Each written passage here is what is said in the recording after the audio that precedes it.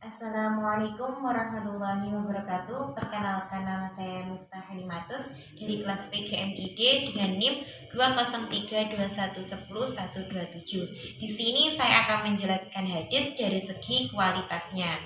Di sini ada beberapa pembagian hadis, yaitu ada hadis sahih, hasan, dan dhaif. Ini nanti saya akan jelaskan tentang pengertian, pembagian, dan contohnya serta kehujahan dari hadis ketiga itu. Yang pertama saya akan menjelaskan pengertian sahih. Karena sudah sahih itu pasti benar. Hadis yang sanadnya bersambung dan diriwayatkan oleh rawi yang adil, dobit, yang tidak ada kejanggalan dan tidak ada kecacatan. Jadi memang hadis ini sudah sahih dari para yang meriwayatkan, sanadnya itu bersambung dan diriwayatkan oleh perawi yang adil, dobit, yang tidak ada kejanggalan dan kecacatannya. Selanjutnya pembagian dari hadis sahih. Pembagian hadis sahih itu ada dua macam, yaitu hadis sahih lidatih dan hadis sahih lighairih. Yang pertama, pengertian dari sahih lidatih ialah hadis sahih dengan sendirinya.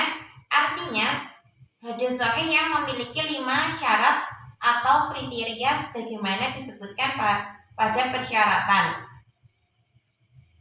Jadi memang hadis sahih lidatih itu sahih dengan sendirinya. Selanjutnya hadis sahih lighairi. Yang dimaksud dengan hadis lighairi adalah hadis yang kesahihannya dibantu adanya keterangan lain. Kalau hadis lighairi itu bukan sahih dengan sendirinya, tapi memang ada bantuan atau keterangan lain dari hadis itu. Jadi ada yang memperjelas lagi untuk hadis ini. Beda lagi dengan hadis sahih lidatih tadi. Kalau tadi itu sudah sahih dengan sendirinya, tapi kalau yang ghairi itu ada keterangan lain atau bantuan lain. Contoh dari hadis sahih itu ada hadis Al-Bukhari. Jika pada suatu hari salah seorang dari kalian berpuasa, maka janganlah ia mengucapkan kata-kata kotor, membuat kegaduhan, dan jangan pula melakukan perbuatan orang-orang bodoh. Dan apabila ada yang memakinya atau menyerangnya pada kehendak, ia mengatakan, sesungguhnya aku sedang berpuasa. Ini hadis Rasulullah SAW yang bersabda langsung, jadi ini sahih. Selanjutnya pengertian hadis hasan, pembagian dan contohnya. Kalau tadi sahih, yang sekarang saya akan menjelaskan tentang hadis hasan. Apa sih pengertian dari hadis hasan? Hadis hasan berarti baik atau bagus.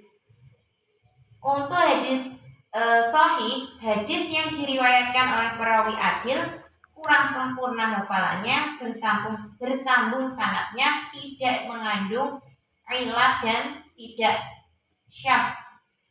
Jadi kalau di hadis hasan itu yang kurang sempurna itu hafalannya. Hafalannya siapa? Yaitu dari perawinya kalau hadis hasan. Selanjutnya pembagian dari hadis hasan. Pembagian dari hadis hasan itu ada dua lagi, yaitu hadis hasan lidatih dan hadis hasan lighairi. Yang dimaksud dari hadis hasan lidatih adalah hadis hasan dengan sendirinya, yakni hadis yang telah memenuhi persyaratan hadis hasan yang 5. Hampir sama dengan pengertian sahih lidatih tadi, yaitu hadis yang dengan sendirinya. Cuma bedanya itu hasan lidatih sama sahih lidatih, sama-sama mereka itu hasan dengan sendirinya. Hadis hasan dengan sendirinya, yakni telah memenuhi persyaratan dari Hasan itu. Kalau hadis Hasan li ghairi itu hadis Hasan yang hadis sanadnya tidak sepi dari seseorang masturtanya, nyata keahliannya, bukan pelupa yang banyak salahnya, dan tidak tampak adanya sebab yang menjadikan fasik atau matan hadisnya adalah baik berdasarkan pernyataan yang semisal semakna dari suatu segi yang lain. Kalau hadis Hasan Riwayat ini memang hadis yang sanadnya tidak sepi dari seorang masturtanya, nyata keahliannya, dan tidak pelupa dari perawinya.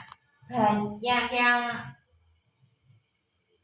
tidak mungkin banyak salahnya, tidak tampak adanya sebab yang menjadikan fasik atau kerusakan pada hadis Hasan Riwayat. Selanjutnya contoh dari hadis Hasan itu ada di hadis riwayat Tirmidzi bab abwatu fadailil jihadi, yaitu apa isinya? Telah menceritakan kepada kamu, Utaibah telah menceritakan kepada kamu Ja'far bin Sulaiman dari Abu Imran al-Jawni dari Abu Bakar bin Abi Musa al-Asy'ari. Ia berkata, aku mendengar ayahku berkata ketika musuh datang, Rasulullah SAW bersabda, sesungguhnya pintu-pintu surga di bawah bayangan pedang. Itu contoh dari hadis Hasan, hadis riwayat Tirmidzi. Selanjutnya yang terakhir itu pengertian hadis dhaif dan contohnya. Apa kok yang menjadi pengertian hadis dhaif? Hadis dhaif itu sendiri secara bahasa itu lemah. Memang lemah di perawinya sifatnya yang tidak terkumpul sifat sahih dan sifat hasan. Jadi memang dari sifat-sifat sahih dan hasan untuk hadis gharib itu tidak terpenuhi atau tidak terkumpul. Jadi memang hadis dhaif itu lemah di periwayatannya. Selanjutnya saya akan menjelaskan kehujahan hadis sahih, hasan, dan dhaif. Apa kehujahan dari ketiga hadis tersebut? Yang pertama, kehujahan hadis sahih. Ulama meliputi para ahli hadis dan usul fikih yang pendapatnya dapat dijadikan pedoman. Hadis sahih dapat dijadikan dalil atau harus diamalkan baik oleh perawinya sendiri maupun ada perawi lain yang diriwayatkan bersamaan atau sebagaimana diketahui dihitung 3 orang lebih tetapi tidak mencapai tingkat mutawatir. Karena hadis itu sebagai pedoman atau memang sumber hukum kedua setelah Al-Quran. Untuk hadis sahih itu karena kalau kesahihannya, kebenarannya itu sudah teruji pada hadis sahih, itu sudah menjadi pedoman dan sudah banyak diamalkan tentang hadis sahih. Selanjutnya kehujahan hadis hasan. Meskipun derajat keabsahannya di bawah hadis sahih, jadi memang di bawah dari hadis sahih. Hadis sahih itu menepati derajat yang pertama. Kalau keabsahannya hadis hasan itu di bawah hadis sahih. Namun hadis hasan sebagaimana halnya hadis sahih adalah hadis yang diterima dan dipergunakan sebagai dalil atau hujah dalam menetapkan suatu hukum sebagai pedoman dalam beramal.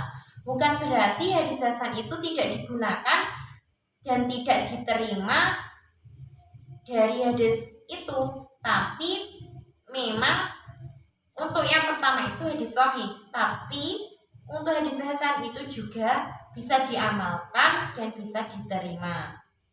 Kalau kehujahan hadis dhaif berbeda dengan hadis sahih dan hasan.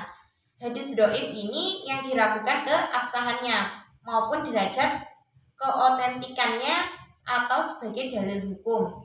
Karena hadis dhaif itu memang lemah, jadi tidak teruji keabsahannya. Beda dengan hadis sahih dan beda dengan hadis hasan. Tapi sebagai dalil atau sumber hukum dengan beberapa syarat bisa menjadikan hadis dhaif itu sumber hukum atau pedoman dari keseharian. Sumber hukumnya itu bisa, tapi harus melewati beberapa syarat. Yang pertama, tingkat kedhaifannya itu tidak parah. Jadi memang tidak terlalu banyak kesalahan. Selanjutnya berada di bawah nas lain yang sahih. Masih ada bantuan dari hadis yang sahih atau hadis lain. Selanjutnya, ketika menggunakan tidak boleh meyakini kesabitannya. Jadi memang tidak ragu-ragu dalam penggunaannya hadis dhaif.